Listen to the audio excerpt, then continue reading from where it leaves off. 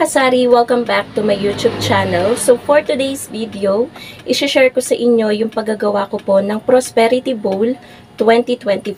Yung ating pong pampaswerte ngayong taon na darating, which is 2024 nga. So ito kung paano gumawa. Nandito na guys, kompleto na yung mga kakailanganin natin. Nandito na yung ating bigas na kinuha ko pa sa loob ng bahay. Tapos yung ating ampaw na pula, dahon ng laurel, orange, yung coins natin, bulak, luya, and then paper bills natin na may nakataling tali na paribon, and then yung ating egg. Meron pa pala ako nakalimutan, yung ating gold coins na nasa rep pa kasi baka matunaw. So magsimula na po tayo mga kasari. Syempre, hindi mawawala mga kasari ang ating bowl. Ito, niready ko talaga to. Binili ko pa to sa DB Mart. Ayan. Worth 45 pesos lang to. At nag-prepare na talaga ako ng ganito kasi last year nahirapan ako maghanap ng medyo malukong-lukong, yung malalim-lalim na bowl at medyo malaki-laki. So, ayan, naka-ready tayo ngayong taon na to na darating. Umpisahan na natin guys sa paglalagay ng bulak. Syempre, may notes din ako dito kung ano yung meaning ng bawat isa. Lalagay na natin yung bulak dito sa loob ng ating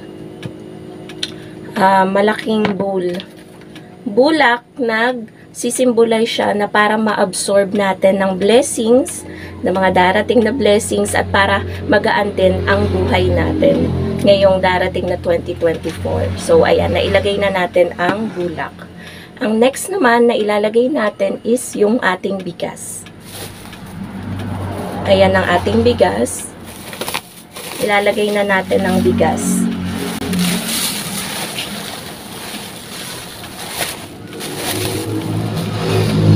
Ganito lang natin guys ang bigas. Ipatag lang natin. So kapag kulang pa, dagdagan pa natin.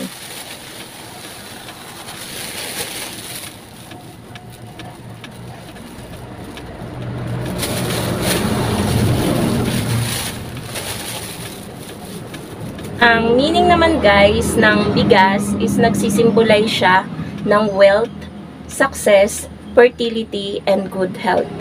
Yan yung sinisimbolize ng bigas. Ang susunod naman po nating ilalagay is yung ating pong orange. Orange yung napili ko guys. Kahit ano namang prutas, basta round shape, bilog, ay pwede. Ito lang lagi ang napipili ko kasi colorful siya at ano siya, takaw tingin.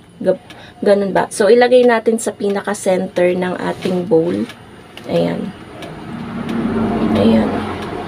So, ayan na siya. Yung orange is nagsisignifies ng money. So, ano bang isusunod natin? Dapat nga nauna yung nauna yung egg, pero okay na din yan. Wala namang rules kung ano yung pagkakasunod-sunod. So, isunod na natin ang egg.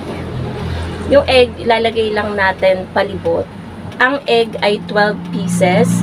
Nagsisimbolize ang 12 eggs sa 12 months of the year. So, simula January hanggang December, yan yung sinisimbolize niya. So, ilagay na natin paikot. Tingin ko nga ano to guys malaki.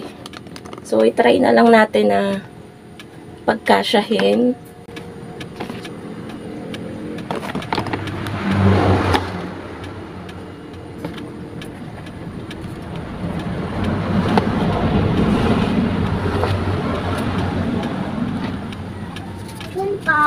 Ano yun?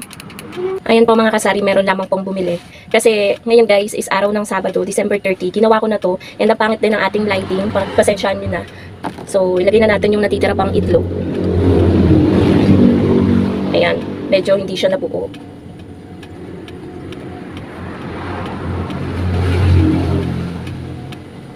Ayan, ang ganda na niyang tingnan guys. Ayan o.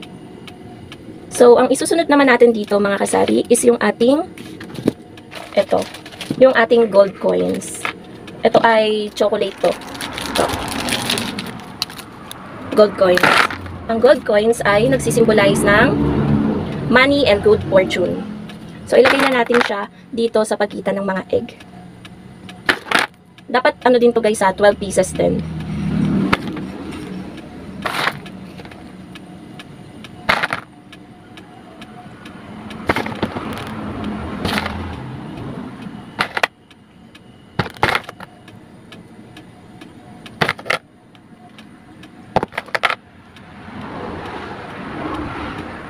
So, ayan. Tapos na tayo sa ating gold coins. Ang isunod naman po natin, mga kasari, is itong ating before kasi, last year, ang ginamit kong coins, yung barya talaga is 5 pesos yung gold. Ngayon naman, para maiba naman, itong tag to 20 pesos. Kasi dati, last year, pag hindi pa siya naglalabasan yung mga ganito, pakunti-kunti pa lang yung lumalabas. Pero ngayon na medyo madami na siya, marami na yung ng tindahan, ayan, meron na tayong tag to 20 pesos. So, ito ay nagsisimbolize ng wealth and abundance. Itong coins. Kailangan to guys ay 12 pieces din. So, dumadating na yung aking mga customer. Ilagay na natin siya dito sa pagitan naman ng mga gold coins. Ayan.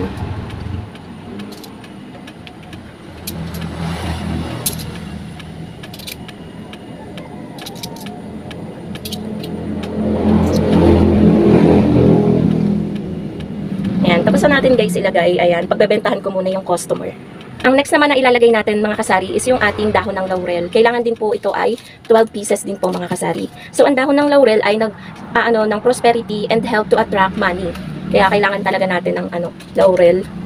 So ilagay na natin dito guys sa medyo gitna naman ng itlog. Outer part ng ating egg.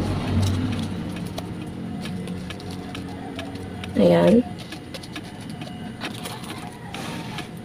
Pagpasensyaan nyo na mga kasari yung ating lighting. Wala na talaga akong mahanap na magandang pagpupwestuhan habang nagpa-vlog.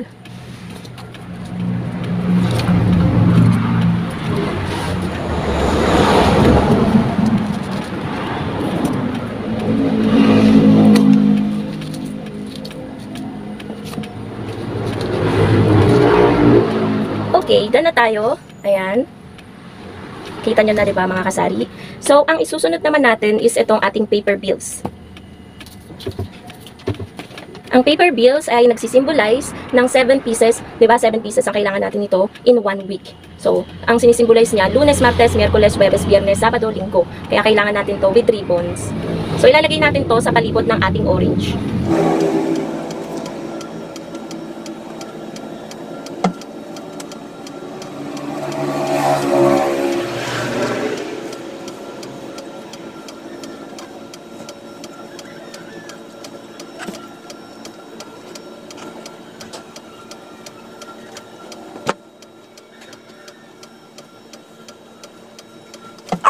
Done na tayo sa paper bills. Ito na guys yung itsura ng ating prosperity bowl. At dalawa na lang yung hindi natin na ilalagay. Ang isusunod na po natin is ang ating luya.